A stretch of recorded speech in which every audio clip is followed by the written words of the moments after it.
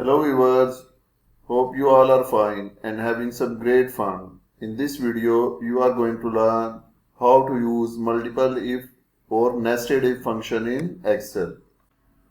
In the previous video, you have seen that if function is used where two logical tests are applied. Now there are more than two arguments, then nested if or multiple if function is used. For example, we have three arguments here.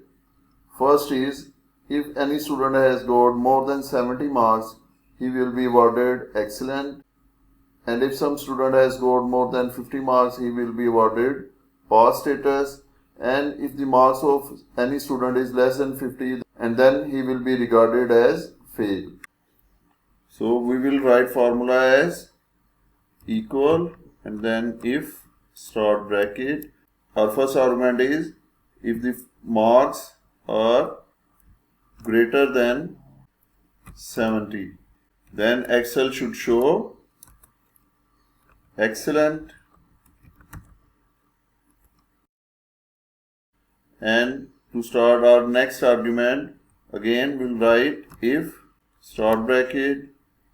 If now marks are again greater than 50, then Excel should show, then Excel shall show pass, and if not, if both arguments are not true, then Excel should show fail. Close with double quotation and close the parentheses. Sorry viewers, at the end of excellent, there should be double quotation in place of bracket and then enter. You can see in first cell, because the marks are greater than 70, it has shown excellent. So drag the formula to remaining cell and you can see it has shown the true result. Here the marks are above 50 but below 70 it has shown pass, and here the marks are below 50 and it has shown fail.